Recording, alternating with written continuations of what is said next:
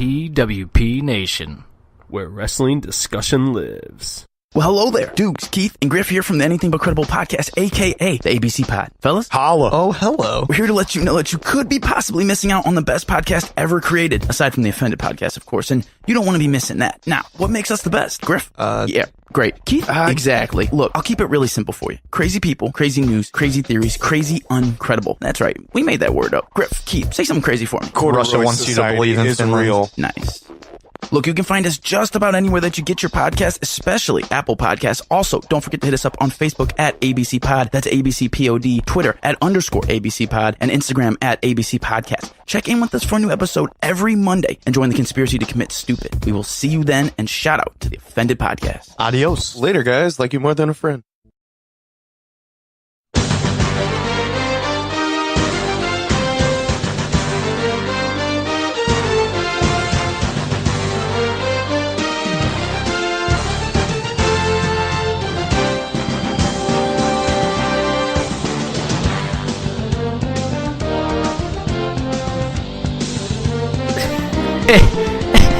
And welcome to Hockey Talks, presented by PWP Nation. I think we just need to start calling this Offended Hockey Talks, presented by PWP Nation. That's it. That's what we're calling it from now on. I dig it. It rolls off the tongue a lot better. Yeah, Offended Hockey Talks, presented by PWP Nation. It's game number 3 for us this season. It's our third episode. What's up, boys? We got Tricky, Stoutsy, and Clodius as well. The third, our hat trick, our trifecta, our triple threat. Yeah, Clodius is like our who's the guy that always does the hockey talks on ESPN? Barry Melrose. Oh, what a beauty of a man. Like, we're a big network, and then we're just like, yeah, come on here and kind of say whatever. We really don't give a shit. Wow. Yeah. For a couple guys that absolutely hate the hell out of me, that was the best intro I've ever got in my life. Yeah, we fucking hate you. And that's what we do. I just appreciate that, that opening. Love it. I just went bar down, baby. Sorry, I'm playing NHL 19. Hey, so hockey talks. That's how you got to do it. So Stoutsy, tell us where you're at right now, bud. Tell us, because you're not in the cockpit with Clodius and I. I'm in the poop pit right now. Your boy Stoutsy's kind of on the IR. The fucking poopy pit of misery, bud. Do what? The fucking poopy pit of misery. He might have got to get a diaper. I'm in the poop bin. The poop. Instead of the sin bin, I'm in the old poop bin. Your boy's got a messed up stomach. I don't. That's funny real thing about rough, this, man. The How funny do you thing get this? No idea. They have no idea. Are you eating like weird poop stuff or like? No, man. Like, I've had this since I was like 16, and I was like a pretty in shape hockey player, dude. And I think you just don't get it. I think you had to have done something to yourself, and I really want to know what you did, dude, to get this shit disease. I have no idea. You're missing out on podcasts. You're flaking down on lists. I'm missing out on. I need to know if your butthole can hold up for the entire year. I think it can. I think I'm on the IR right now. It's one of those IRs where it's like, the time to come back is kind of unknown right now. But even if I play half a season, I think I'll still finish in the top 3 MVP. Dude, Dan, when I don't know, Jimbo, I think you should be here. Dan, when we were recording poop and shoot. When we were recording Offended, I'm just down here just looking at his chair like, this feels weird. I feel like I'm talking to just like an invisible person right now. Like, I feel like I'm losing my fucking mind. Like, because I kicked you out and made you come down here so I can eat pizza in peace. Well, I wanted to do the fucking pod at like 3 o'clock today, but Jim had his dumbass aunts over, so. Yeah, that sucked. Yeah, that sucked. Well, before we get going on Hockey Talks, we got a lot to discuss, and of course, at the end of the episode, the last better part of the episode is obviously going to be about the St. Louis Blues. Because, we're from St. Louis, so we got to represent our hometown. And if you don't like that, then just go make your own hockey podcast. Suck a dick. Yeah, exactly. Yeah. But before we get into everything, let's get through with the butt plugs. Now, I know Jim doesn't want to talk about butt plugs right now, but I could sure use one. Yeah. Holy fuck. But make sure to go follow us on Twitter, Instagram, Facebook, and Periscope at Offended Pod. Make sure to follow PWP Nation at PWP Nation, all those social media platforms as well. make sure to go listen to Offended Podcast, which is on Spotify, iHeartRadio, Apple Podcasts, wherever you get your podcasts. It's literally everywhere. We're everywhere right now.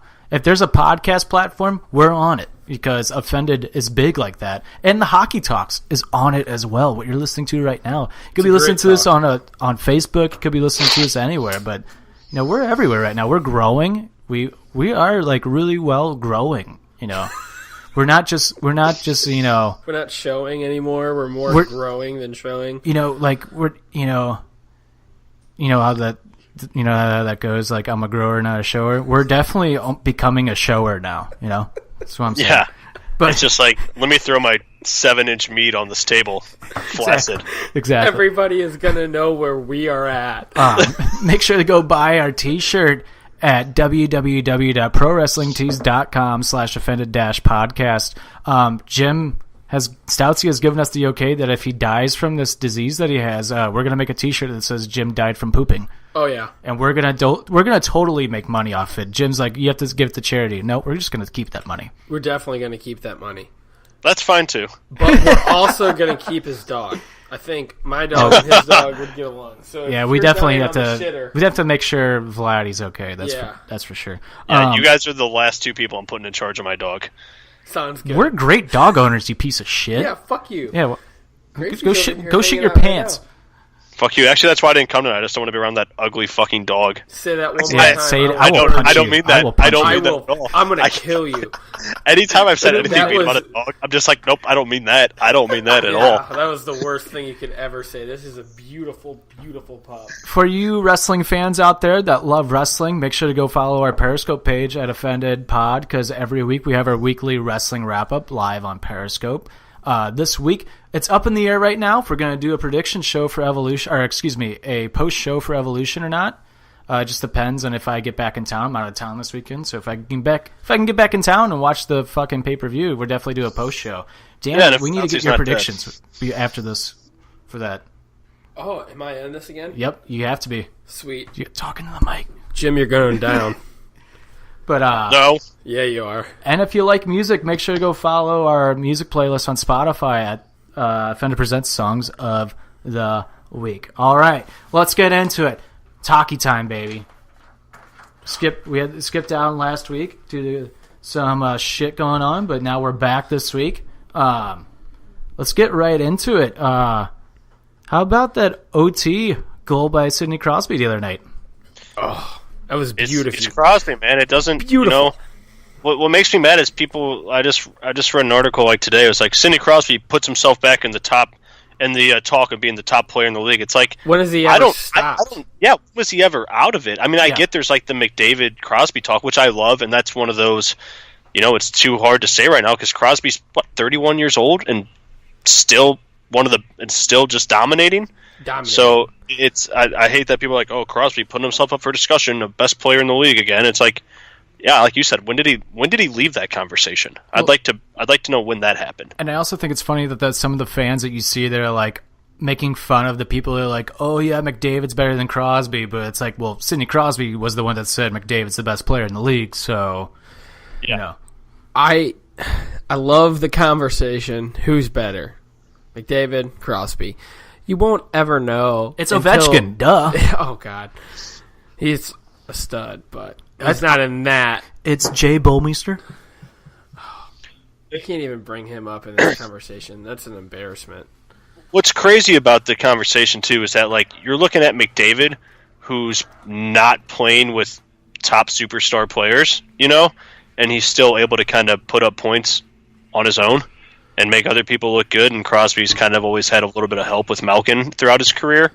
Yeah, but how often does Malkin and Crosby actually play together, though? Right, Sidney Crosby has always played with the lesser, on that team, and he always makes them look better.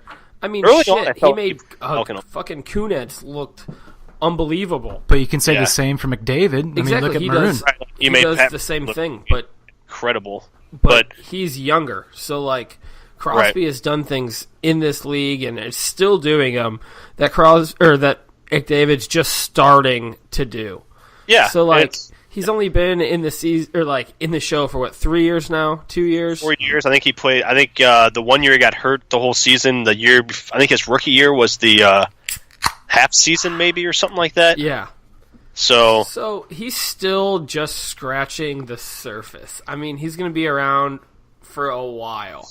Yeah, definitely. What made me mad about this is how was that game not on like the NHL Network last night or like NBC? No doubt. You have McDavid and Crosby going off beginning of the year. I watched it. Fuck, man, that's a. It was on Hulu, and it was a beautiful game. Oh, was it on Hulu? Yeah, I didn't know like, they have those prime stations that I'm allowed. Do you have that? Yeah, I didn't know that. I didn't know that either. Ooh. What the fuck, Dan? Thanks for telling us, Dan. I told you. Care about your friends and if they're watching hockey? But seriously, how was that game not on like NBC or something last night? Like, I agree with that. I have no idea because it was a gem of a game.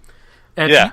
All right, I'm gonna put you both on the spot though right now. If you had to say your life was on the line, if you had to pick Crosby or McDavid, who are you picking? Like to start right now to start a team. Yeah. Crosby still. I'm gonna go McDavid. I think I'd go McDavid as well. In this era right now, I'm gonna go McDavid just because his speed is just nobody's at that level of speed. I'm saying that takes over this whole game. A younger Sidney Crosby, like right now, to start a team with, I would pick Crosby in his heyday over Connor right now. But Okay. to start a team with, like, moving forward, of course it has to be Connor. I mean, he's younger. He's just as talented, if not more talented, offensive-wise. If Edmonton's GM was better, you might have already seen a Stanley Cup in Edmonton. Yeah, that's true. They're actually both just so like, especially when it comes to like poise as a player. Like McDavid is mature beyond his age when it comes to this game of hockey. And he's faster. He's faster, and just the way he carries himself on and off the ice it's a level of maturity that you don't see in a lot of these young kids that come up right away. Hey, he's one hell of a leader. Real quick, I want to talk about how about the free agent signing of the year for your boy Tricky on NHL 19. On my third season, I signed Alexander Ovechkin, $9 million for like 4 years, playing on a fucking line with Tarasenko, and I also signed Backstrom. I'm winning the fucking cup like every year. I'm undefeated in the playoffs. Nobody can touch me in this game. I will eat your children in this game. All right, that's how good I am. That's a challenge to anybody. Wow. Sorry, I just had to get that out there. Well, anyway, I was ecstatic when I saw Ovechkin just sitting on the free agency at like after the season on the video game, and I was like, oh, I'm signing him. Make me the GM of St. Louis. I mean, I got 2 Stanley Cups. Armstrong's got 0. I mean, I'm just saying. I'm just throwing it out there. You're not wrong. No, not wrong. You're not wrong at all. Dan, I noticed on the topics you had Austin Matthews versus Patrick Laine. Yes. All right. Let's elaborate on that. What's going on with that? Everybody's just how they started the conversation about Crosby and McDavid. They're starting to think or trying to figure out which one's better. Patrick Laine, an absolute pure goal scorer. All he does, score. Wait, Matthews. This is actually an argument? It is. Oh, man, Matthews. I don't think there's a question. Patrick Laine, though, is scoring scoring from all over. Jim, are you grunting at what Dan just said or at the video game you're playing? No, at this topics, it's kind of tough because, like, in my opinion, I think that, oh, God, dude, it's so tough. I just think Austin Matthews is just a little bit better at setting up opportunities for himself, where I think Laine, on the other end, is almost like an Ovechkin, where he finds that spot to get fed to finish. You know what I'm saying? Like, and what Laine has also, he can create his own change. We've seen his skill, but I think he's a little more like Brett Hull Ovechkin-ish, where he finds that spot and gets fed and he can finish right away. Where I think Matthews is a guy that he can set up a play down in the corner that 10 seconds later sets him back up to get a goal. I don't know, it's so tough, dude, comparing NHL players now. It is. It really is. But Patrick Laine, I think, is the better goal scorer, but I think Matthews is the better all-around player. Austin Matthews has a little more grit to get the dirty goals. And or Laine's defense. He comes back. Well, he has to. He plays for Babcock, but Babsy. Love it. So do I, dude. Fuck him. Fuck. What was that? Said fuck you. Sorry, we thought you shit your pants. Yeah. We thought you were just taking a grumper. We heard random squeaks. You guys are the worst. Jim's gonna be fucking talking to us, and all of a sudden he's gonna start sounding like the fucking lead singer of Nickelback because he's in the bathroom taking a shit. Look at this poopograph. Let me tell you something about Austin Matthews. Every time he scores, he makes me laugh. And we all just want to be big poop stars. What's great is that this is actually a pretty serious thing you have, and we're just fucking ripping on you. Oh, dude, I've been not making fun, but it's teasing on it since I've had it 10 years ago. So it's I mean, it is kind of funny. It's this dude poops a lot. What did you do? Does it come back this often? No. This year's been kind of one of the worst years I've had with it. So I'm kind of hoping it's not I need it's something serious. Mm-hmm. But yeah, I just deal with it.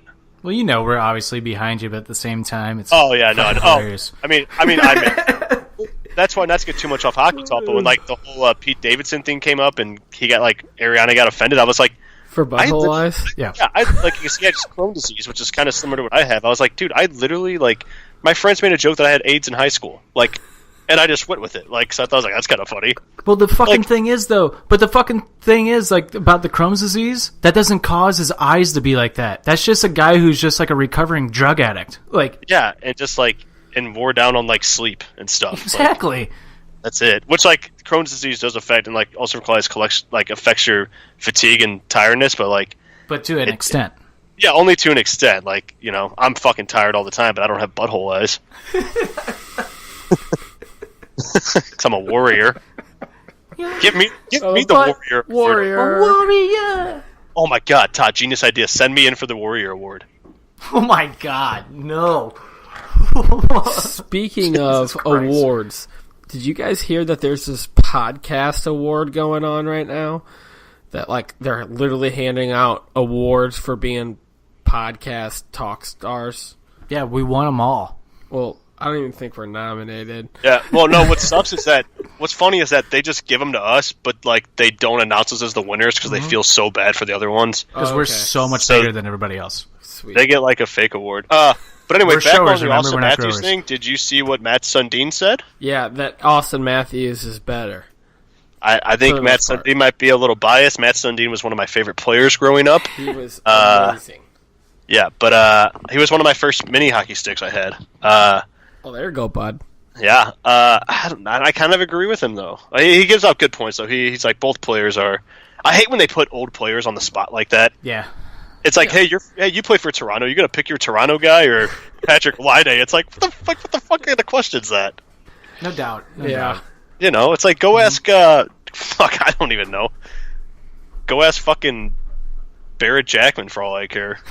What? Exactly.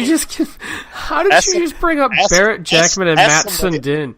Ask somebody that doesn't care at all. That doesn't matter at all in this sport. You could at least picked a better player to lump together with Matt Sundin. You can pick a better player. What's wrong with you? Wait, right, you can pick a better player that hasn't mattered at all in the sport other than Barrett Jackman. He's at least won awards. An award. Just one. But, he still won one. Come on. Jesus. Yeah, that's true. So. Eat a chode. Idiot. I think I pooped all my brains out. Next topic. Carolina Hurricanes. They're surprising the shit out of everybody right now. All right. Is it just a fluke? Which one of us have the Canes as a wild card pick? I swear to God, one of us picked them. It was, who it was? You. No. Nope. It's even better. You? Yeah, it was. Oh, you fucking punk. Dude, Clodius has been pretty fucking... I fucking hate to say this, but Clodius has been fucking on fire this year. I hate Clodius because all he does is read fucking dirt sheets on hockey and acts like he knows everything. As much as I hate it, it makes us look so fucking credible at the same time. I know, that's what sucks. It's like any him to make us look credible. It's like do we want to be credible or do we want to like just tell Dan to shut the fuck up? Like I wish Jackman was on here spewing these facts, not you. What is wrong with you? Jesus. I hate you so much, but I love being right. Dude, you've been on fire. Thank you.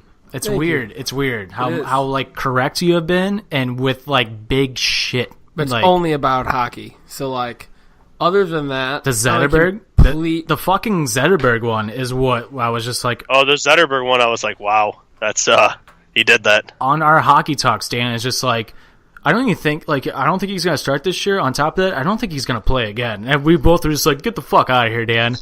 Next fucking day, the day this episode came out.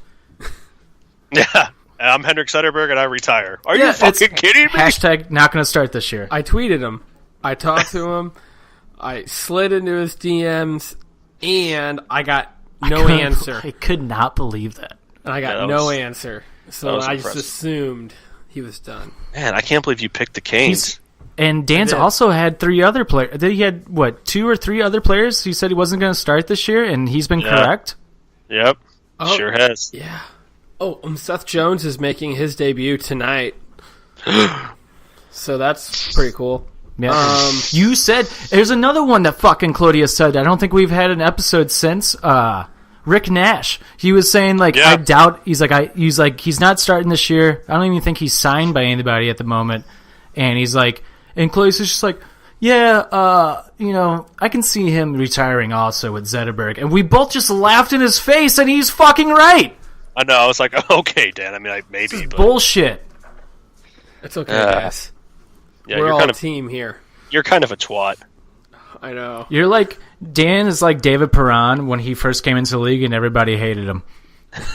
Like his own team. Like Perron was on the bench being like, let's fucking go, guys. Let's fucking go. And everybody's like, shut the fuck up. Perron back now. He's like, I was at the finals. Fuck you. Yeah. Proved everybody wrong. And we're like, oh, we'll listen to you. Yeah, like... Next hockey season, we're going to be like, should Dan even come back on? It's like, fuck, he put up like 75 points last year. We got to sign him. And then I'm going to go right back to the fourth line, maybe scratch 5 minutes. I won't do anything next year. We're gonna St. Louis Blues you and not play the rookies. Yeah. Dan put up 75 predictions. We got to sign the guy. And then I'm going to only call like one of 37 predictions next year. It's going to be horrible. We need to make this... You're going to be Berglund. I know. We need to make... I'm going to be riding the bench for the Sabres right now. Just hanging out. Him, Thompson, and Saboka have 4 points all year. Like O'Reilly, together? Yeah, together. O'Reilly has 5. Yeah. Just saying. How you doing?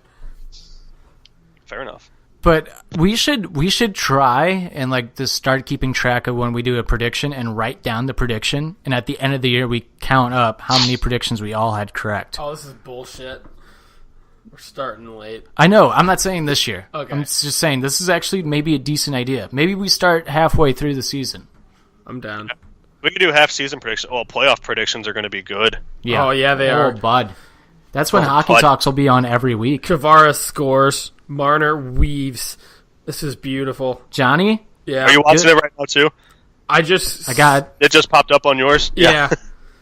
I got Tavares on my fantasy team. Let's go. Turn that off, Dan! Jesus, Dan, we're trying to do stuff. I don't know how to work this. Turn it down. Oh, my God. Dan, come on. Do No, turn it down on your side. Oh, turn it off. Turn it off. Jesus. It was on silent, I thought. But, okay, I realized we never answered this. We just got on like a fucking side tangent. Are the Hurricanes surprising everybody? Absolutely, they are. Yeah. I was just really messed up when I wrote that down, to be honest with you. But I mean, it's a bold pick. Is it a fluke or not? Is it a fluke? I think it is. But you picked him as your fucking wild card team. I know I did. And I would love to see it. Maybe they could ride this Wait, fluke no, you out. didn't. No, you didn't. I did. You picked Coyotes. I had 2 bad picks. No, I said the Coyotes were gonna. Yeah, I did. I had both of them. Like Phoenix an asshole. And Phoenix has what, like 2 goals this year? No, they have 3 wins now, I think, and they've scored more. But they started like 0-3 with 0 goals. And if anybody, it was horrible. And by the way, if anybody's gonna listen to this and correct me and say, "Well, it's Arizona," fuck you. What other team in the NHL is going by their state? Like that was their city first, and they're like, "We're not Phoenix anymore. We're Arizona." No, they're fucking Phoenix. They're the Phoenix Coyotes. They're definitely Phoenix. It's like the Enterprise Center. You're Kiel Center. Like, oh yeah, can't change your name on us. I don't know, dude. With Carolina though, like. After losing Skinner, I was like, "There's no way they're gonna like have a decent start to the year." But Oho, and then Skinner puts up. Yeah, they got Oho, who's good. I don't think what's his Oho name? Has scored in 6 straight games. Really? What's that other guy's name? Timo Timonen. Yeah, it's like Teravanian or Teravanian or some shit like that. From Chicago. Yeah. Oh yeah. Mm-hmm. They have Justin Falk on the back end, who's actually really good. Justin Falk's a great defenseman. He's just been on shitty teams. He is. Right? He's only been with the Carolina, hasn't he? And he's actually gone under the radar because he's in Carolina. But I'm pretty sure he was an All-Star last year, and he was an All-Star the year before that. I think you're right. He is under the radar. He's a great defenseman. A very good defensive man. Very underrated. That may be a good discussion for a topic on a week that we don't have anything to talk about. Yeah. Underrated players. I think Justin Falk would definitely, Falk, how do you pronounce his fucking name? I think he'd be a good pick. I think one of the most underrated defensive men. One more thing. What is his name? Jarmelson, the other defensive man from Chicago that plays in Phoenix. Jarmelson? He is a monster on the back end. Like, why? Okay, yeah, he might be a monster, but why is his H silent? There's no T. I don't know. I'm sorry. I'm bothered by it. Every time I look at his name, I just get triggered. So I'm just like, why is the H silent? He's so pissed. Yeah. I'll tell you what about Carolina, dude. That Peter Mrazek, the goalie. He's not that bad of a goalie. Dude, Mrazek's great. He was great when he was with He's Detroit. A pretty damn good goalie. I mean, his win percentage is good. Yeah. Yeah, Howard's been streaky. He's been streaky for and this isn't new. He's been streaky for ever since a while. The Olympics. Yeah, he's been streaky for a while. Ever since he backed up Miller. Yeah. But he wasn't even the backup. It was Quick, wasn't it? It was all 3 of them. Yeah, but Howard wasn't like. Oh, was it Howard that was on the bench? It was Howard, Miller, and then Quick, and then Miller got hurt, or he started a game and got blew up, and then those two kind of took over, and he was lights out in the Olympics when he played. Was it the World Cup when he started? I think it might have been then. Jim, do you know for sure? Lights out. Was it the World Cup when Jimmy Howard just was terrible? So I kind of remember that. Probably. Poor Jimmy Howard. Yeah. But he hasn't really been the same since, you're right. And man, just I can't believe that Detroit, when they traded Peter Mrazek, I remember texting you, Dan. I was like, why is Detroit trading away Peter Mrazek? I thought for sure they'd get rid of Howard. He's a stud. He was the only reason why Detroit was winning games during that season. Yeah, that's very true. And then they trade that away? That's stupid. I don't know. It's just dumb. All they have now is Larkin. They got rid of Atar. Who's better, Jake Allen or Jimmy Howard? Jimmy Howard. You think so? I'm going to go Jake Allen. I think Jimmy Howard was good because he had a pretty decent team in front of him for a couple years. Yeah, and then we could say the same thing for Jake Allen. But Jake Allen is still not playing as bad as everybody says he's playing. Neither is Howard right now. And he has a worse team in front of him, and look at his numbers. But then he also got destroyed. Team USA. That's a good team. I know. I think Howard's a better goalie than Allen is. And I'm not knocking Allen. Actually, he's our goalie. He's our leader. I'm actually going to agree with Dan. I changed my mind. The more I think about it, I think Howard's the better goaltender. I think he's got more of a background to prove than Allen does. I mean, it's not a knock against Allen. It's really not. He's our goalie, but I don't think his body of work can be compared to what Howard has done in the NHL and in the Olympics and in cups and all that. Yep. The dude's a winner. Sure. So let's pause this hockey talk for a second. Let's talk some good news here. Brian Boyle, his cancer's in remission. So it's awesome. Huge. That's fucking great. That's fucking awesome. Like Brian Boiler, man. I loved him. When he was with New York. Still plugging away. Yeah. So I'm a little confused on his story. So we got did he get diagnosed last October? It was like today of last. Well, it was like we're recording a on year and Wednesday. a half ago, or something like that. No, because I read earlier that he was supposed to be out it was supposed to be 18 months, and he came back within 12. Oh yeah. So I don't. But he came back at the end of the season. Did he play last year though? He played in the playoffs last year. That's right. Yeah, and then he started this season, and then he was out for a couple games, and I think he's back again. But I think so too. He was cleared to start a year because I remember hearing him talk about it, and I know he started because they were over there in Europe, so they only played 3 games in the first 2 weeks or some shit like that. So he played, and then now I think that news just finally got dropped that it is official, like it is gone. Yeah. For right now, and hopefully it stays that way. Yeah. That's what I was trying to figure out. I was like, I know he got diagnosed last year early on, but I thought he came back and played because I remember, I think we probably talked about on Hockey Talks how it's like Brian Boyle after being diagnosed and comes back into the playoffs or something like that. Yeah, so he did play in the playoffs. He's a fucking hockey player, man. Oh yeah, he's not going to sit back. He's a hockey player. But side note, non-hockey related, Roman Reigns, we're pulling for you.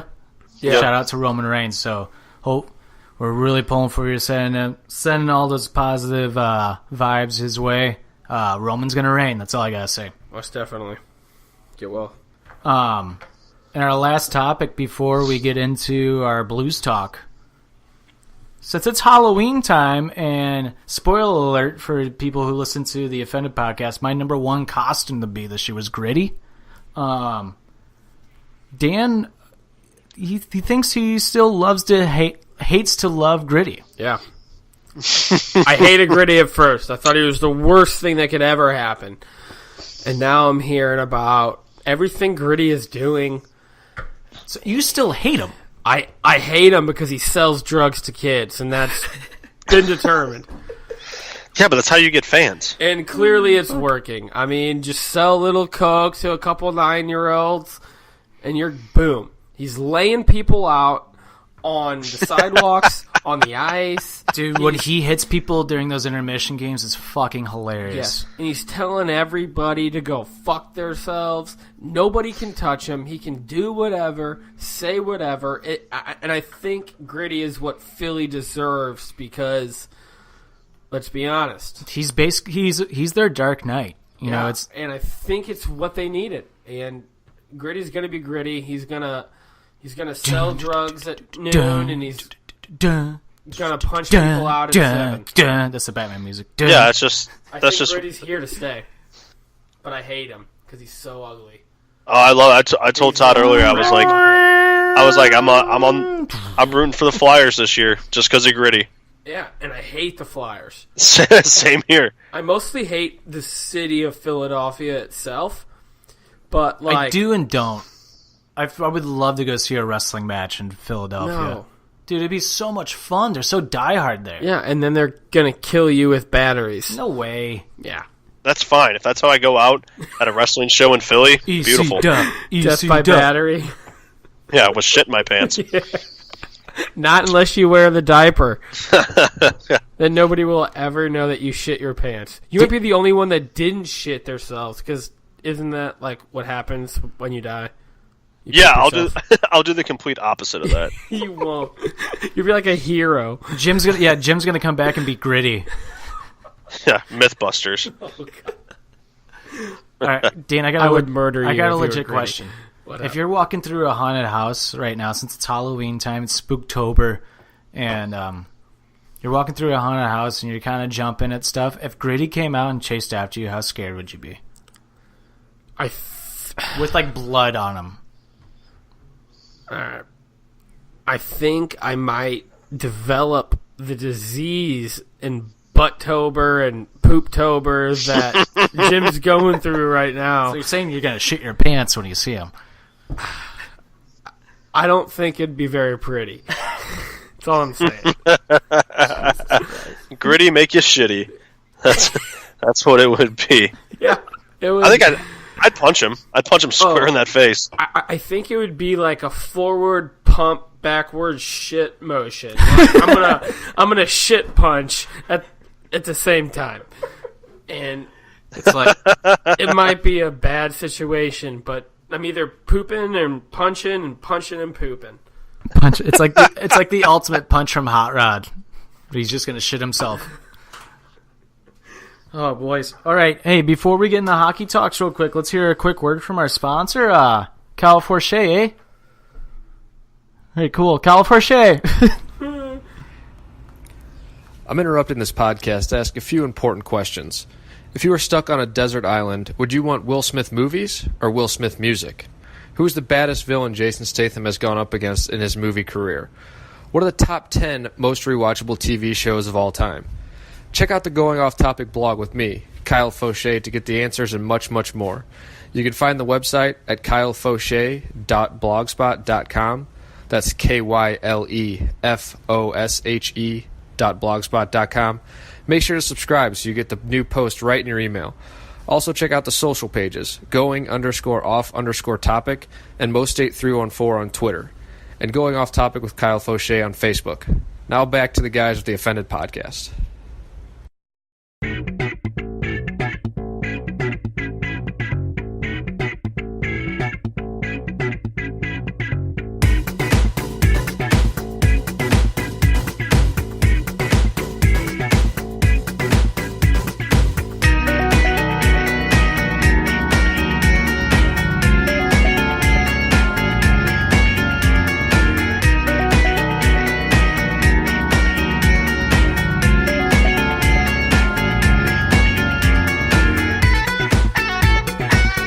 Yeah, whenever I played NHL, when Jackman was in the game, the first thing I did in GM mode was trade him away before the season started, and I'm probably going to do that with Bowmeister. Oh, I did that with Bowmeister. But That's exactly what I'm going to do. We're back on Offended. But yeah, we're talking a little NHL 19 here and how my team is just an overall...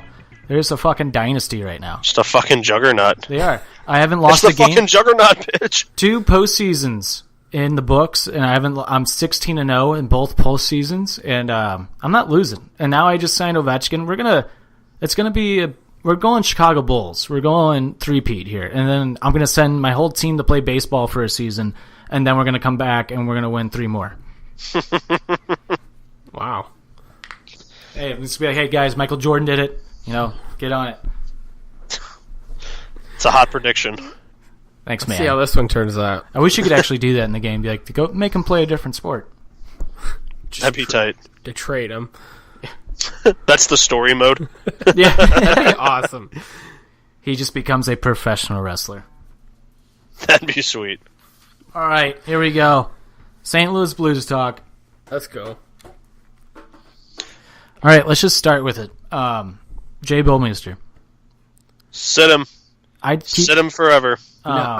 It's so hard because it's like I was listening to Spit and Chicklets today, and they were even like how they didn't really rag on him, but they were kind of they were kind of going around the answer as his time up. They kind of went around it, and all they did was just talk about how before he got injured in that Ironman streak he was on, he was a solid defenseman, and he really was. He was so good. Then when he got hurt, ever since that injury that broke his Ironman streak, Bowmeister has not been the same player. He's getting up there.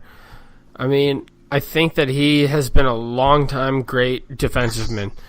And I also don't think that it's fair for us to be blaming everything on Jay Blow right now. Has he played great? Absolutely not. He's been terrible. But you have to understand he's coming off of a pretty big hip surgery. He has not played. Yeah, he's like 60 years old. No, he's like 35. He's having hip surgery already. He's actually I think he's like 32 or 33, but he looks like he's 52. Is he really that young? I'm pretty sure he's 35 or 36. I think he's 36. I just looked this up the other night, actually. But he's been decent. He should not have played the extra 7.5 minutes in the third period the other night. He's 35 years old. Ah, damn. It's close. Actually just had a birthday in September. Happy birthday, Jay Bowmeister. You suck. Jesus. He's not bad. Sorry, I'm just salty. I'm salty because you are. Nope. I saw the writing on the wall 3-4 years ago that he's not. The problem is, it's not. It's the fact that we made him a top 2 defenseman. He shouldn't be on the top 2 defenseman. Third-line defenseman. At the time, he was when we got him, 4 years ago, 5 years ago? I agree with that statement. I think we needed him at the time, and this is what happens. Well, back then, yeah, we still had fucking Barrett Jackman, didn't we? Yeah. Yeah, so it's like, yeah, you can't take Jackman's spot. Nobody can be that bad. But, like, I don't know. I saw that. I just don't. I think he should have been a 3-4 defenseman. He is. I think he's actually worse than Jackman. Since he's been here. I think he's worse than Jackman. No, he's not. He's not worse than Barrett Jackman. The reason why I say this is because Barrett Jackman, at least when somebody poke checked our goalie, he'd punch you in the face. Okay, so they have 2 different styles of game. You can't call one person worse for being a puck-moving defensive man and another one for being a stay-at-home defensive man who didn't have the ability to skate like Bowmeister can or did at any point. Oh, I know. No. So you can't even compare that. Let's be honest. Overall, Jay Bowmeister's better. I'm just salty right now because this season... He's been bad. Dude, he's costing us important games. But that's not all on J-Bo. J-Bo should not be on the ice for as much as he is. That is right. I don't think he's as good as what he once was. Also right. But I don't think we should be pitting everything on Jay Bowmeister because of Yeo putting him on there for times that he shouldn't, against leaving him out there for 5 more minutes than your captain in the third period when you're up. Like, you can't put everything on there. He's having a terrible season, but I don't think it's time to panic yet. He just got off hip surgery. Maybe in another month, 2 months, month, then it's time to panic on J-Bo. But right now, I feel like limit his minutes, play him less, get him healthy, see what can happen. But there's no reason to be playing him 26 minutes of ice time. You don't need him to. Yeah, and I see that. I see where you're getting at with that. The only thing is, what's driving me nuts more than anything is the amount of turnovers that he has done already this season. The amount of, just the turnovers just in general just drive me insane. And then, you get these odd man rushes, either Kim or Pietrangelo, get deep in their fucking offensive zone, and then we get caught on a play, and then there's one defenseman back. And one of them is always, either one is always out of position. I'm not just ragging on Bowmeister here. I think Pietrangelo and Parayko have also been dog shit this year to start. But Bowmeister in general, you go look at these hockey games, look at the goals that are being scored, who's on the ice. And then you look at Toronto. You don't see those turnovers happen. You don't see the plays, the mistakes, and the overall dumb fucking penalties that he takes too. He takes a lot of dumb penalties, penalties you don't need to take. And that's what drives me nuts about Bowmeister is that, dude, he was such a good defenseman at one point, and now it's you're making these mistakes that I think you wouldn't teach. If he's going to be a coach, he would be mad at somebody for making the mistakes that he made. And it's driving me insane because it's not getting fixed. And then when the game that we bench him, that was the best game our defense looked all year. And it just drives that argument. It's pretty hard to disagree with that. It's you didn't see the bad penalties. We played a great defensive game. We didn't have those turnovers. We played a great game. But then again, it could just be a coincidence and we just played a great game. You never know. But I want to see it again without Bowmeister in the lineup, see what happens. And then my mind will be made up 100%. Well, it looks like Bowmeister and Jarabek are sliding in tomorrow night. Jarabek? Is what I saw on the defensive pairings today at practice. Over who? It was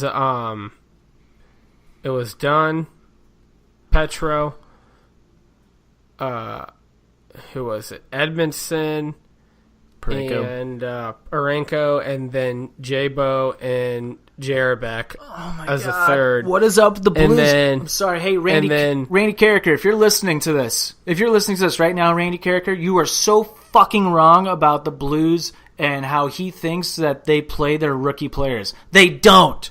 If they make a fucking mistake, You just immediately look to the fucking young players and bench them. You fucking send Blaze back down for Sundqvist. I hated that. That was the worst move. And I now think that they could you make. benched Dunn for two or three games in the year, and we could have really used Dunn in the game against Chicago. And then now you got fucking Jerbeck coming in for Schmaltz.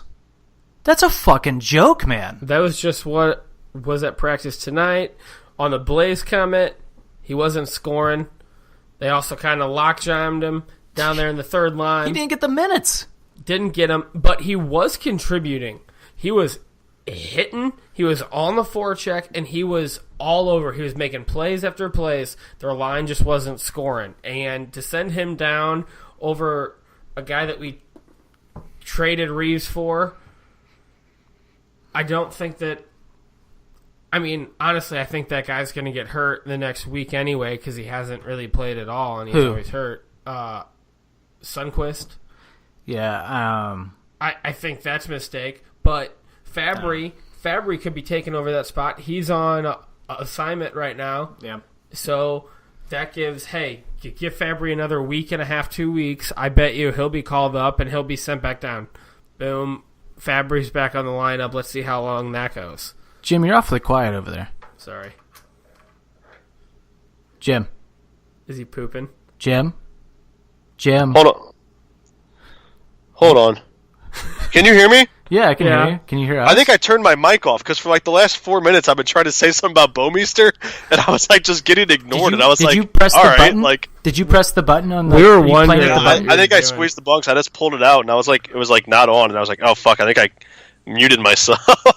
I was gonna say Jim's being awfully quiet. We just got in this. Did you hear anything we just said? Yeah, I heard everything. I was getting mad. I was like, will these guys let me say something about Bowmeister? We were wondering why you didn't say it. Yeah, we were like, where's Jim? So we kept going.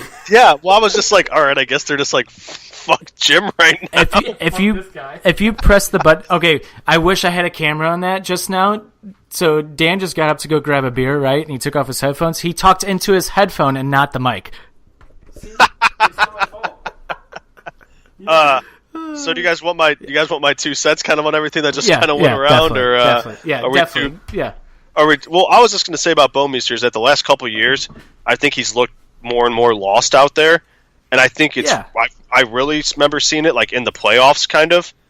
That's kind of my quick bit, and then on top of that, like talking about Petro, I think pinning Petro with him has hurt Petro's progression, absolutely, without a doubt, as a player, and then.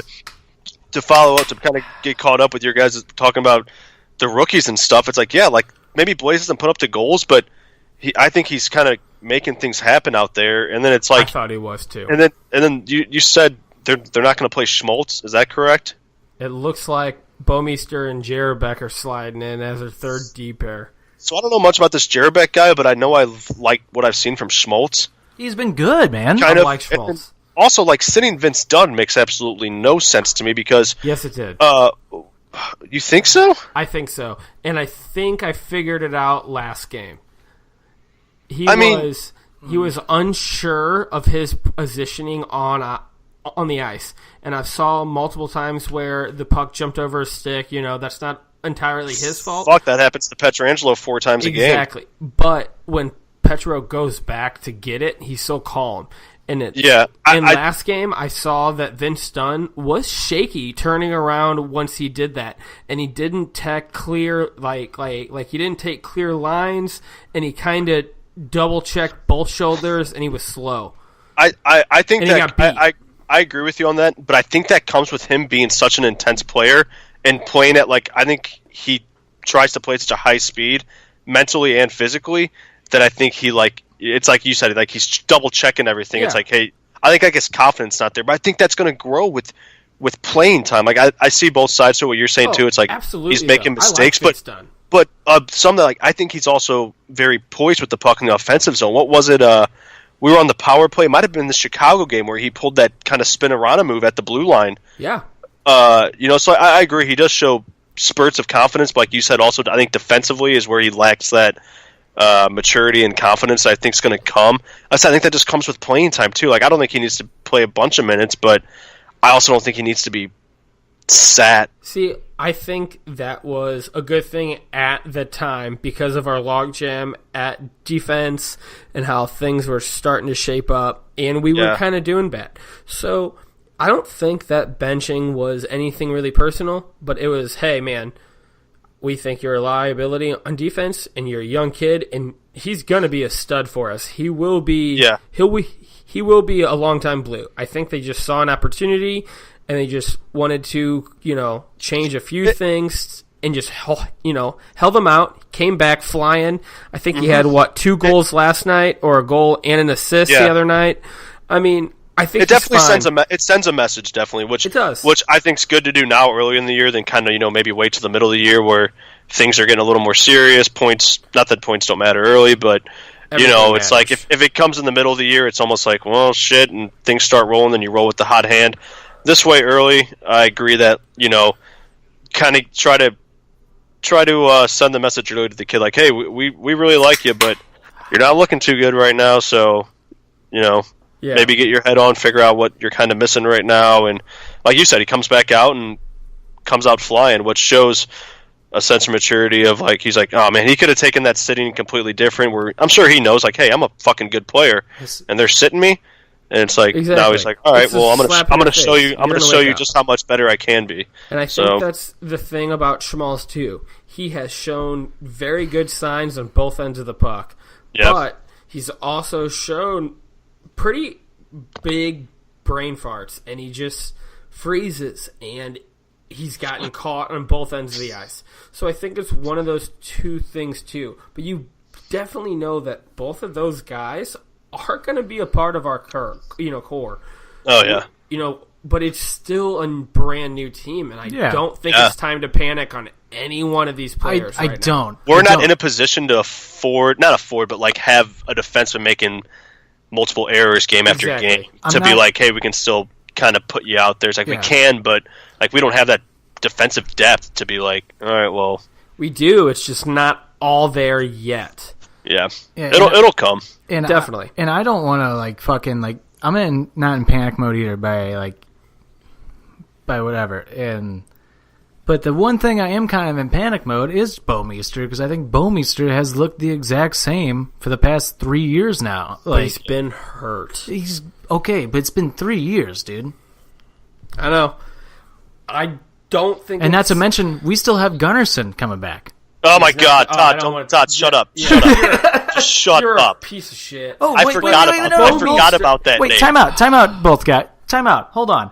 Dan, you cannot fucking say, oh, fuck you about Gunnarsson, because, hey, he hasn't played a game yet. This goes against your Bouwmeester argument. True. But I have more respect for Bouwmeester than I do Gunnarsson. His body of work deserves it. I can agree with that. Yeah, I can agree with that, too. But, I don't know. I cannot, Randy. So, for those who, don't really know, Randy Carricker from ESPN 101. I used to work with him. I used to work with him and Brad Thompson over at Fastlane. I used to work their events. So we would talk some hockey every now and then. But Randy Carricker fucking always comments on my fucking, Blues posts on Facebook. And he's firmly believes they give the rookies time and they play the rookies. No. I mean, they do, anytime, but not in certain areas. Thanks, Chip. But anytime, I post anything about, rookies getting time or anything, he comments, on all my posts. And just, I'm sorry, Tage Thompson was 100% correct in terms of if rookies make a mistake, they get pigeonholed and, they don't get time or they get sent down in the minors. Okay. I get that statement. But the rookies are getting playing time. They're averaging about 7 to 8 to 9 minutes of ice time, depending on which one. Kairu's seen about 10 minutes to 12 minutes. Okay, hold on. I'm going to pause you for 1 second. The reason why I disagree with that is because you look at all these other NHL teams, you look at the players in Chicago, DeBrincat? Is that how you pronounce it? DeBrincat. You look at all these other players around the league that you don't really hear a lot of, but they still produce. Every time you play against them, oh yeah, those players. I forget about them. They still produce. They get the points. They're getting the assist. And you want to know why? Because they're getting the minutes. Even when they make a mistake, they're not pigeonholed, and they get the fucking minutes. Like, hey, you made a mistake. You're like, hey, work on it next time. And they let them keep going to a certain point.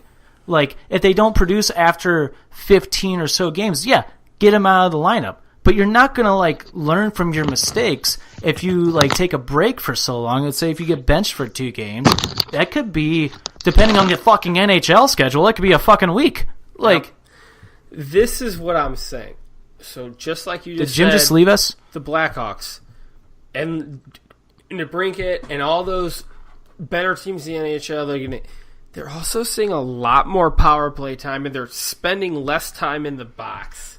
Like Chicago, they don't take penalties often. A team like San Jose, I mean, those teams that have those rookies that are getting those ice time and producing are the teams that are on the power play a lot more than the Blues. The Blues are constantly lately we're number one in the power play, aren't we? But we're playing from behind most games. We are on the penalty kill a decent amount. And is he taking a shit? What just happened? What just happened? Are you pooping your you brains pooping? out? You pooping? What just happened? What does he do it? Jim. Hello? Hey, sorry. You're really quiet. Were you guys looking for me the last couple seconds? Yeah. We heard a weird grunt coming from over there. That was me. I just had to run off for a second. My dog broke his toenail, and he was trying to get on the couch, and he couldn't jump, so I had to lift him on the couch. Sorry. There's a lot of issues going on over here. Did you almost poop when you picked him up? Yeah, I heard. Oh. No, I didn't. It's just I couldn't find my headphones when I ran back. So, Jim, what's your take on that? What's your take on the rookies? Like, especially just like the Randy character comments of like how he's saying that like we play our rookies. I'm like, when's the last time that we drafted somebody and they just came right into the NHL? Like, let me just go. I mean, we know. I've bitched about this for. Can you guys still hear me? Yeah. Yep. Okay. I honestly saw it happen when Tarasenko came up, and Hitchcock was playing this guy 8 to 10 minutes a game. Yep. When I think he should have been a guy that came up like like you look at Panarin, or when Taves and Kane were coming up, like Chicago did with their young guys, where it's like, you're going to get, around 15 minutes a game. We're going to give you ice time. You're going to make mistakes, but the only way you're going to, if they knew how much Tarasenko has a hockey IQ, they'd be like, he'll figure it out, instead of fucking playing him 7 minutes and sitting him and not putting him on power plays and shit. And you were helping you were helping your dog when I basically said that same thing. Did you? Okay. Yeah, I was saying like the players, when they get benched, when you bench them for 2 games, like they're not going to learn from their mistakes, and it kills the momentum that they had already playing.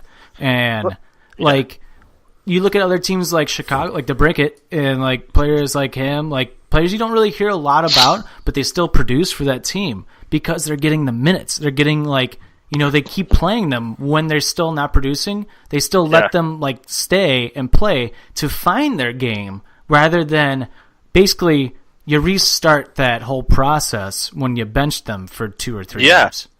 Exactly. I think a guy like Jeff Skinner, who he's kind of a household name now, but when he first started out, he was producing, and you didn't really hear much about him though, because he wasn't doing a lot, but he was doing enough because they just kept playing him, because it's like this guy there's something to him. And it's like the Blues, when Tarasenko came up, like everybody knows, like, all right, that's the guy. It's like just fucking play him. Like, people are smart enough and should be to know that, like, yeah, he's going to make mistakes, but like when you get these young guys, man, especially now with how fast the game's changing, like I still think the Blues are stuck a little bit in like the veteran game. You want to know why? I have the answer, because this is what Randy Carricker said, because we got into it like one time.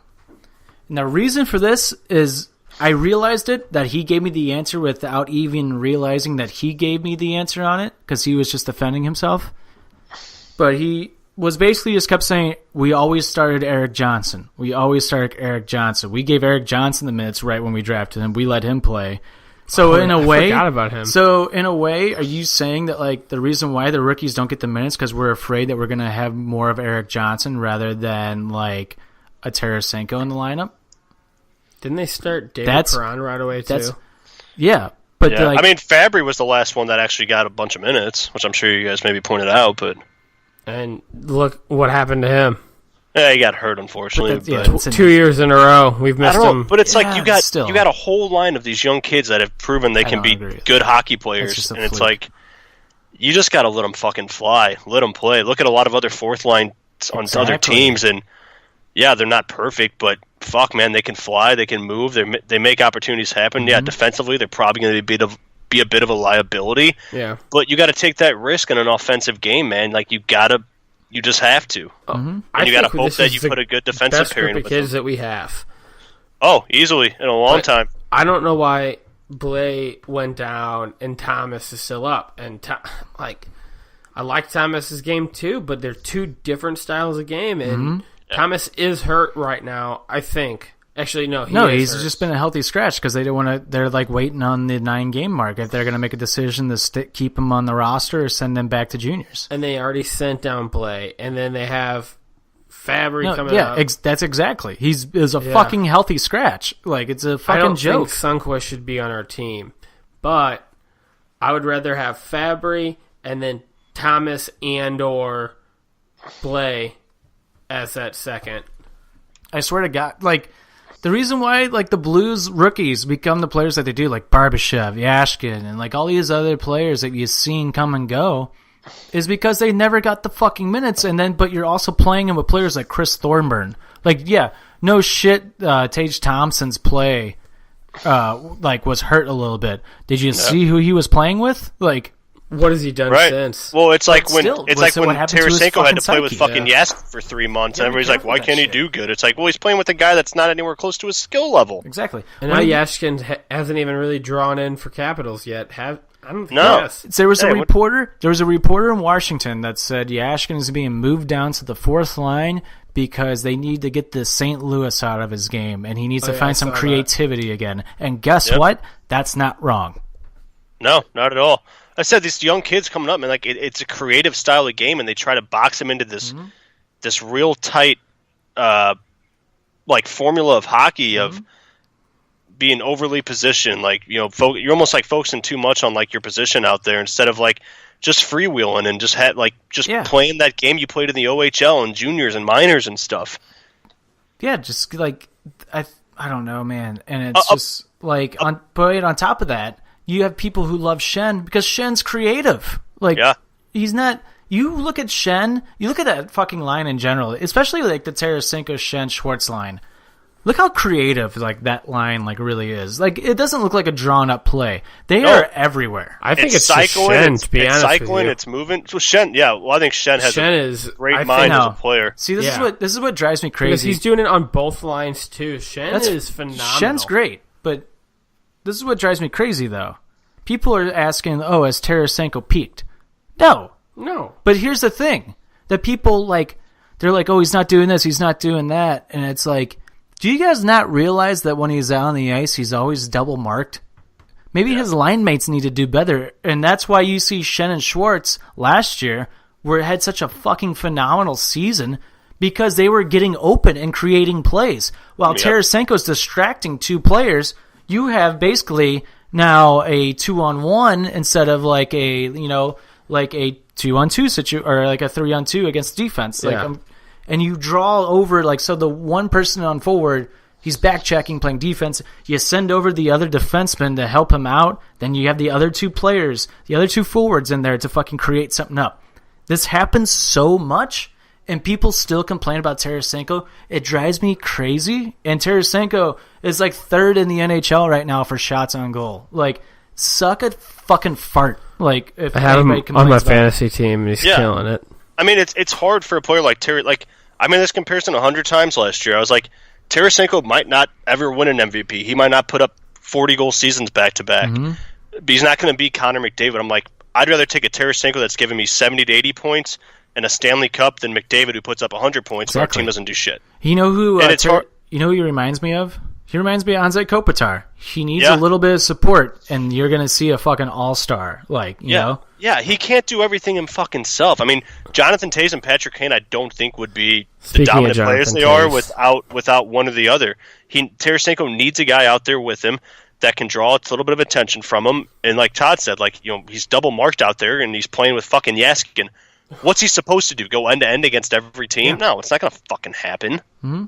And then you look at the play on against Toronto. Like, he set up that whole goal for O'Reilly's first goal as a Blue. He set that whole thing up. Like, I don't know. It drives me nuts when people complain about Tarasenko, and it's like, has he peaked? And it's like, dude, he does the same thing every year. He like, come mid-November, he starts like going on a fucking tear. Rolling. He's never like a quick starter. He's a fucking slow starter. Yeah, well, dude, neither is McDavid. McDavid's not a fast starter. Exactly, and it's like, it's okay. You know, he still gets to about 40 goals every year. I mean, which is fine. I think he's hit 40 twice, and I think he's had close to 40 like 3 other times. So it's like, dude, if you're scoring 36 to 40 goals, dude, he's one of your best players. Like, yeah, exactly. And I was going to say, going back to expect to see a Brett Hall. That's all it is. Oh yeah. Well, I was going to say, going back to you talking about rookies and stuff, how we play them. The best formula I've seen about bringing up rookies and playing them is the Tampa Bay Lightning. And that has a lot to do with the fact that they brought up John Cooper, who was coaching that minor league team, and he came up with all those young guys and realized that's how you got to fucking play hockey these days. Yep. And all those young kids just went out there and they fucking did the same thing. They freewheeled. And I think that's a model that the Blues need to look at and be like, you know what, maybe just let these kids play their game, tweak it a little bit, make them a little more, mold them a little bit to your formula, but not too much to where they completely lose their fucking game. It's like, how else do you think they got to the NHL? Playing their style of game. What are they doing to get to the NHL? Yeah, we're going to make you play a different game. That doesn't really make much sense to me. No, and the Blues, like, they look like they're still stuck in like this like mid 2000s or late 2000s hockey when it's evolved and came something else. But at the same time, you can tell there's pieces there that, like, you know, we're almost out of that, but it's like, are we just recreating the same thing when we get out of it, it's already going to be evolved into like another game? Like, we need to like capitalize on this, play our young players, make our like, give like Jordan Kyrou, for example, give him the minutes because they're fucking fast. The NHL is a fast game now. It's not about hitting. It's not about fights. I think I do agree with what Ryan Reeves said on Spit and Chicklets. It's like, give it like 4 or 5 years. I think it's going to flip, and I think it's going to go back into that because players are going to start getting pissed, and like you see like all-stars get injured, you're going to start seeing that shit again. He's like, it's a wheel. It just happens. And I totally agree with that, but right now, the Blues need to like fucking realize that like it's a fast game, and we need to play a fast game, a smart fast game. Yeah. How awesome would it be to have Victor Hedman on your back end, though? Shit. Yeah. The Blues are literally like playing an NHL video game before the skill stick came out. Yeah, for real. They still use like square and circle to shoot. Yeah, exactly. That's like the best comparison I could have came up with. Yeah. I don't know. I think the Blues have, like Todd said, the pieces are there. This is a team that can do damage all over. I just think that it needs to get put together, and I really, really hope that they, as a whole team, as a coaching and all that shit, they need to fucking figure this out, and they need to literally take a little vacation as a team. I don't know. Everybody sit down, smack the shit out of some kids smack some shit out of some people, and just figure this shit out. What pisses me off, I think the most, my uncle and I always talk about this, is the year after we went to the Western Conference Final. In the off season, we didn't do shit to make our team better. We didn't do shit. Oh, we did shit to make us worse. Yeah, and like you look at other NHL teams when they're in the Western Conference, they make it to the Western Conference Final or they make it to the Stanley Cup Final and lose. What they do the following season, they try everything in their power to make their team better. Like they will go and make a trade. They'll sign a free agent. The Blues don't do shit because Doug Armstrong is like, I like our core. Our core is a really good team. And it's like... Well, they were also coming into the expansion draft. Well, not even that. Even the year before that. Though. It's like, we were still like, we lose our captain, we lose Backus, and people, whether you want to admit it or not, we lost grit and we lost heart on our team when we got rid of Backus. And at the right time though, because what has he done since? But at the same time, does he lose that confidence and does he lose that momentum if he stays with St. Louis? I think it's a totally different argument because he's surrounded by a brand new team and players that he's not used to, and he's not the captain. What I think is when they got rid of Backus, got rid of that grit, and then gave the team over to Pietrangelo, when you think of Pietrangelo as a captain, you automatically know that he is an on the ice vocalist. He'll talk on the ice, but anything outside of the ice, he won't. So if you're going to have an all grit, like heart guy that is going to punch you in your face, play up and down, and be vocal on the ice and off the ice, then they shouldn't have gave the captaincy to Pietrangelo. But they gave it to Pietrangelo. That pretty much tells all the fans, all the players that, hey, we're going to structure our style of hockey on the ice, and we're going to play a loose game, and we're going to go up and down. And then they did that, and then they're resorting back to the old style of hockey, and it's clashing with what they tried to do because they don't ever go all in. They say they're going to do one thing, and then they go half in, and then they go half in on something else. But the St. Louis Blues have never gone all in on something that they actually said. Exactly. And it's locked them fucking selves. Exactly. So I think that's why we're seeing this huge clash, because you can't give a captaincy to a person like Alex Pietrangelo and expect your teammates to go fight for you. Yeah. Like, no. If you give your captaincy team, to a team like you see, like Tarasenko sticks up for the team more than Pietrangelo does. Oh, yeah. But if you have a guy like Petro as your captain, then you would think you're going to play a loose, creative, flowing game, more now style. But you did that, and now you're trying to box him in. Yeah. And it's clashing. And that's what the St. Louis Blues have done our entire fucking lives. Dude, yeah, and that what you just said even refers to what I was saying with like the rookies. They go half-ass with the rookies, and they don't go all in. It's like, give them the time. Let's see what they can do when you give them the time. You know? But what that tells you is this is a management issue. No shit. Isn't like you can't keep plugging these random players in all the time and, oh, hey, you're benched. Oh, hey, you're started. Like, no. And as a captain, like, you have to be the vocalist of all of that. And it's like, he's not doing it. We win a game, then we lose a game, and the lines, I think, were pretty much the same. And we played a good game against Winnipeg, but what still drives me insane is that we only play a 40-minute hockey game. We don't play a full 60. No, we don't. And do you think that has something based on Pietrangelo? Maybe Possibly. he's not all the way there. He has triplets at home. You know he's not putting in the extra time right now. I mean, it's still the Blues have been playing like this for like 4 years now. Where like we get the lead and we sit back. We never try and capitalize on that lead. We don't keep going and trying to bury a fucking team. We go back into a defensive shell, and it costs us because we're not that great of a defensive team. And it's like, you look at these other teams, it's like they go up and it's the third period and they're still firing away. And where are we at? We're fucking sitting back trying to make the safe play. Just clear the puck out. It's like, no, fucking stay on them, stay hot. Like, kind of like Dan said, or you both said, like, we always say one thing and we don't stick to it. I remember them being like, we're going to be a faster team this year. We're going to be north and south dominant. And they do it for like 2 weeks and then it's right back into that fucking... Not even 2 weeks. Fucking safe style of play. We do it for a fucking game, and then we stop.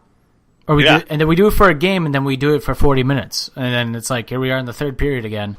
But it's like, we go up by 2, and it's like, it's almost like, it's frustrating, because it's like, I would rather have us just be up by 1 goal going into the third period, because it's like, we're going to have like aggression and pressure to score that next goal to make sure to give us like a little room. But if we end a second period up by 2, I'm like, we're going to go into a fucking shell. Like, I'm totally expected I totally expect the Blues to go into a defensive shell if we're up by 2 going into a third period. Especially even more this year than I did last year now. And they do it in the fucking playoffs, man. I mean, if you think about it, like if they could just finish if they would have finished, how many games do you think we lost in the last minute, or lost they ended up tying it up and then we lose in last OT? year? 3? No, this year so far 3, 4, even 4-3. I mean, shit, we win 3 of those. We should have won. I mean, we're looking at a completely different season right now. We're not really 4 games even panicking too much. Even think back and I against think, the like series Todd, I against think it starts with your captain. Like when you have a captain that won't even defend himself, go to battle for himself when he's getting pushed around. How the fuck are you supposed to follow that? Yeah.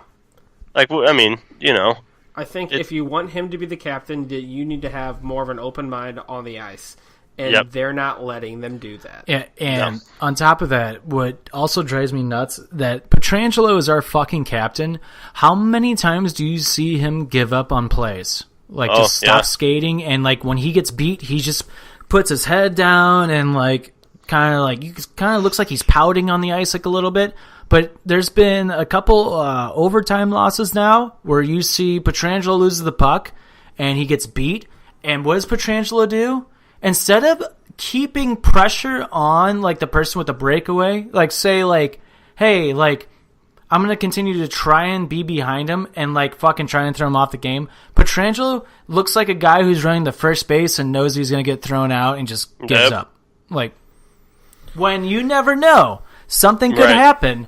And you get that puck back. Pietrangelo stays on these guys who have a breakaway. He stays with them, and even if he's getting beat, you still kind of tap at the back of his leg with your stick. Yeah, I mean, this something. This is fucking hockey 101. This is what you get taught growing up. This is fucking stupid. And he gives up. Come on. That's think how many times we've, like you said, where Petro's giving up on a play and Allen makes the first save, but then 2 other guys are coming behind and nobody's picking up a man, and they end up getting a rebound tapping because we put our head down and fucking pout because we just got beat on a one-on-one. It's you gotta go back because anything can happen. Allen makes that save and you hustle back and you chop the puck out. They don't get a chance at a rebound. Yeah, but you also have to think how much more ice he's having to cover watching over Jay Bouwmeester's back. Exactly. He shouldn't have to do that though. But he is because he is the captain and he is doing a lot. But that circles back to our argument about Jay Bouwmeester. Exactly, does. This is a personnel issue that they all need to get on the same page, and you can very clearly see that they are not there yet. I think it's taking them a lot longer than what we all thought it was going to, and it's very visible. The Blues, I think, are missing one core offensive player to play with Tarasenko. This could be Panarin. And they're also missing one more solid stay-at-home defenseman. Exactly. Mm-hmm. And, the Blues are missing one more just goal scorer and one more defensive defenseman. That's what the Blues are missing. And I have went noticed, out and got Adam McQuaid when they had the chance. And I have to give the Blues fans a little props here. This season, they've totally have noticed that it's not Jake Allen. It's this whole team. Yeah, they're totally I have to give the Blues fans some props here. Normally, I get annoyed with them, wrestling fans. I get annoyed with wrestling fans because it's just you're never happy. We can win a game and still be something wrong. This is the first year that you see more and more people our defense is bad. I'm no shit. No shit. Yeah. You see less and less Jake Allen posts than you do the defense posts, and now it's just I don't love it, but it makes me a little happy to be I think we kind of knocked some I feel you some of these fans got some sense knocked into him a little bit, and it's kind of makes. And I've seen a couple of people thinking this makes me think back to when Shattenkirk was here and how bad he's doing. It's no shit, Jesus Christ.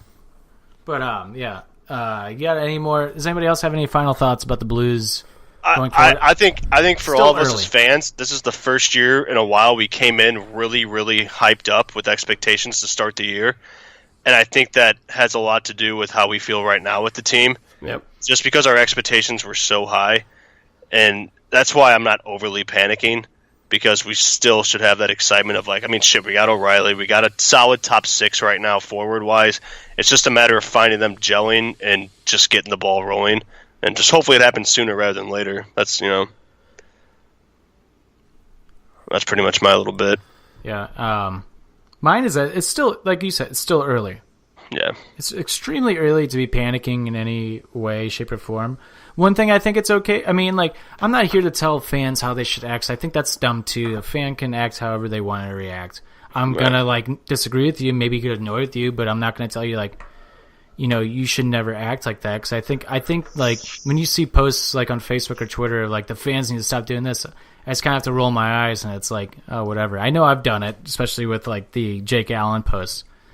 But it's, like, more and more this year because people are like, see, it's not Allen, and then I've already done it. It just pisses people off, but I'm just talking to myself right now. Like, stop making those posts, Todd. I love O'Reilly's game. O'Reilly and Shen. O'Reilly, Shen, and Perron are on fire. Phenomenal. Yeah. Yep. Edmondson, I think, is our best defensive end so far this year, hands down. I don't think there's any question about that. I do have one question for both of you. I just remembered. Would you trade Colton Parayko? Yes. No, not yet. I totally would. Not yet.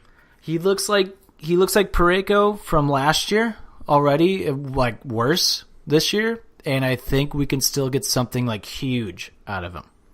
Yeah, it depends on what we sucks get him for.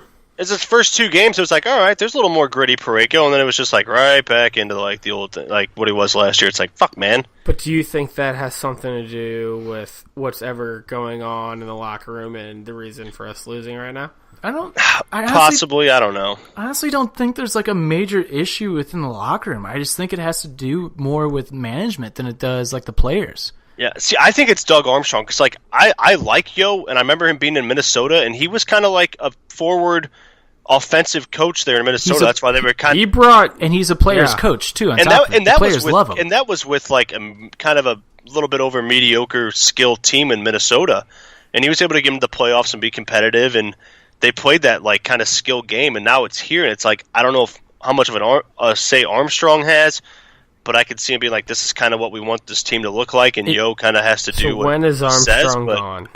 Armstrong, see, the thing is, what sucks is that, like, you might see Yo get fired, like, in November, December. If Armstrong needs to start manning up. He's got how many people fired and hasn't owned up to anything yet? No, wait, it's not. That's not Armstrong. Armstrong can't fire himself. But, like, well, yeah, but so, like, you see, I think Mike Yo could get fired come November, early December if the Blues continue this play. But I also think Armstrong's going to go with him if Yo gets fired. I think if the coach gets fired this year, I think Armstrong goes with. See, I think it's one or the other. Oh. And I think that it's Armstrong's turn to pay the piper. The only reason why I disagree with that is Armstrong signed Mike Yo. This is still Armstrong signing. I think that was not just an Armstrong signing. I think that was a Martin Brodeur signing, and I also think that was a Hitchcock signing. Yeah. I don't think... Maybe even the fucking owners got involved and were like, hey, I don't do something. think that he has had any say in that. And I also think that I hope you're right. Literally let people out to dry, and he hasn't paid the piper for 10 years? Yeah, I know. I think Armstrong should have went last year. And I think that it's one or the other. Mm-hmm. And hopefully the management and owners see that maybe getting rid of guys like TJ Oshie and Perron at the time and Backus and other Stanley Cup champions that have left us. I mean, maybe that this is the season that, hey, come November, if we're right around this medium mark, that maybe, hey, make that move and see what happens. I don't know. Ian Cole has 2 fucking Stanley Cups. Starting Stanley Cups, too, on top of it. Yeah, but, like, he got traded to the right team. Like, he's been very good on the back end. Jim, you there? Yeah, I'm here. Okay. But yeah, and I think it's going to cover it for our Blues talk this week. Yeah, I mean, we went over I think what the issues need to be fixed, and it's still early. It's still way too early, I think, to panic. Yeah. Like, people are panicking. So. Some people panic like really bad right now, and it's like, I think we're okay. October. Like, well, like I said, those couple games where we lost in the last 5 minutes of the fucking game, we stay with those games and put up some W's. Mm-hmm. Nobody's panicking right now. Exactly. We're looking at a 5-3ish record, like kind of the rest of the league, and nobody's really panicking. If we grab 4 extra points than what we have right now, nobody's saying anything. No, yeah. So, or shit, even 2 out of those 4 other points, and nobody's panicking. And then you look at fucking. So I want these Blues fans who don't know already. I think a lot of people know. The Washington Capitals last year actually have the same record as we did. Like, as of right now, we still have the same record as the Capitals last year. So much hockey to be playing. And Capitals came back, won the Stanley Cup. Let's not forget the Pittsburgh Penguins. They fired their coach midway through the season twice. Yeah. There's 2 different times where the Penguins have fired their coach twice and won a Stanley Cup. Like, you just can't wait until it gets to a certain point. Damn, we're literally ending the episode now. He's like, Jesus, just ran Dan. off. Yeah. He's like, ran off. He's I gotta go to the bathroom really bad. Right. You know, bladder issue. All right, but yeah, there's so much season left. But Dan, go ahead. We got our final 3 thoughts. Basically, our hat trick to end the show. What's your 3 farts to end the show, man? 1, what happened to Lindholm? 2, no doubt. Yeah. 2, come on, I just turned you Matthews off. is better. 3, fuck cancer. Hey, and is there a Twitter or anywhere we can follow you on while you're going to go to the bathroom? Because we're ending this. D. Clodius. You talk to D. Clodius at Twitter. At Twitter. Have a good night, folks. Thank you, Dan. Jesus Christ. Jim, you have a 1, 2, 3, a hat trick? Yeah, my number 1, shout out Brian Boyle for being clear of leukemia. Obviously with that, thinking of Roman Reigns, fuck cancer. Mm-hmm. My number 2, oh man,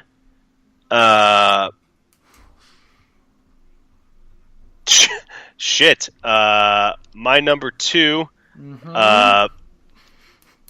Connor McDavid and Sidney Crosby are both equally good right now. Yeah. That's a hot take. That's just the way it's got to be. And my number 3, don't panic, Blues. Don't panic. We got time. We're gonna put together about a 5-game winning streak here soon and get the ball rolling. We're not even out of April yet. October. Yeah. Jesus Christ! Did I just pull a fucking baseball move? I think you did. Did I just turn heel? You turned mega heel right now, bud. Oh my god!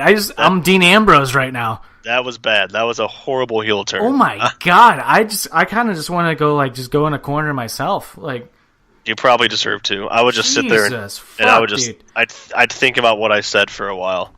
Hey, I'm a little tipsy, so.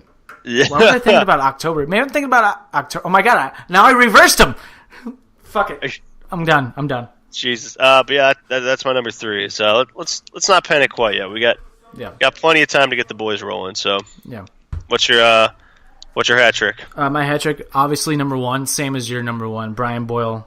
Like, awesome. Congrats. That's awesome. But Roman Reigns, send our thoughts, positive energy towards Roman Reigns, because definitely beat that shit. Roman's gonna reign. Yep. Number 2, Bolmeister, he needs to get traded. He needs to get traded. Yes. Honestly, at this point, I don't care how much money he's getting paid. He needs to get fucking waived. Fucking buy out his contract. I don't care. Exactly. I'm sorry. Like, this may offend some people. If it's some NHL or some Blues players listen to this, we live in St. Louis, and we're ready for a Stanley Cup. And I think with Jay Bolmeister on the team, I don't think you're going to see that. And my number 3 is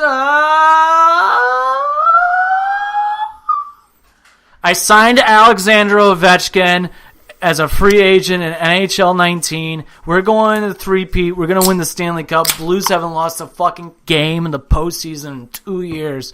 I'm the best. Shut up. Actually, shout out. I'm going to give a shout out to a person I would love to see as a Blues head coach, Adam Oates. I think we couldn't afford him. I think we could. He's getting paid $1 million to help train every person he trains. It's $1 million per session. Dude, the coach makes more than that for the Blues, right? Per session. So per season. It's per session. Okay, like, so obviously he's going to charge $1 million to like Jonathan Taze. So say then he has 9 or say he has he's 5 not going people. to charge per player, Dan. I'm saying what he's making right now. Why would he be a coach when he can make more money doing what he's doing now? He would make more money because he would have, benefits. Like, he doesn't have benefits with what he's doing. He doesn't have bonuses with what he's doing. Come on. He's 60-something. Who the fuck cares about benefits? He's not 60-something. How old is he? He's not 60. You think Brett Hall? Adam Oates. Dude, he might be up there. I think he's like 65. Okay, 65 is a push because Plager's like 74 or something. I think you're right on that one. I think he's like 57. He's 56. Damn it.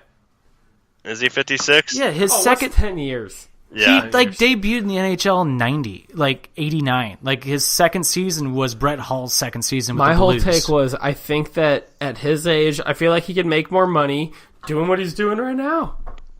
I totally disagree. Say that he has 4 players this year that he is coaching, and he charges $1 million. That's $4 million right now this year. What is Yo making per year? Because he just made $4 million right now in 4 players. But say that he has 5 or 6. I think he can make more money doing what he's doing now than he could coaching. Well, I think that's just a dumbass take. I think I'm right.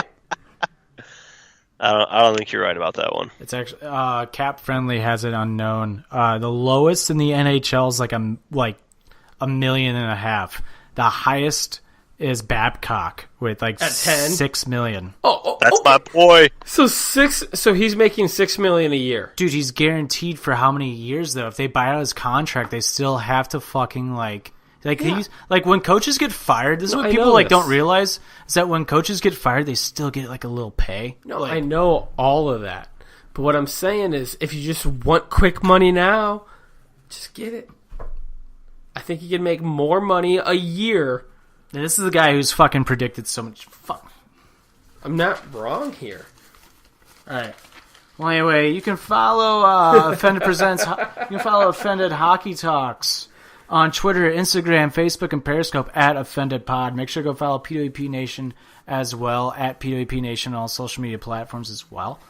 Make sure to go follow me at Trick1042 on Twitter, Instagram, and Snapchat. You can follow Stoutsy at J_Stout9 on Twitter, JimmyJames9417 on Instagram, and bringing hot new news. Follow me on Snapchat at JamesVStout. Ooh. Wow. Dan, you want to give out your shit again? Because you ran off? I'm just on Twitter. Clodius. He's just on Twitter at Clodius. I'm just on Twitter, dude, because, social media just, It's a down buzz. A buzzkill. Whatever. That's how you get all your hot news predictions that you think you just came up with. You're just a fucking dirt sheet reader. But, I read Twitter. Make sure to go listen to our podcast, Offended Podcast, which is on Spotify, iHeartRadio, Apple Podcasts, Stitcher, Player FM, Spreaker, wherever you get your fucking podcasts. So you can find us. We're obviously on the same networks as what you're listening to right now, Hockey Talks. Make sure to go buy our t-shirt at www.prowrestlingtees.com/offended-podcast. For you wrestling fans out there, follow Offended on Periscope at Offended Pod for our weekly wrestling wrap-up, which is new every week. We don't have one this week. We're not going to have one until Jim is healthy enough to have it. Maybe we'll have a post-show on Sunday. Maybe not. I don't know. Maybe he might be pooping.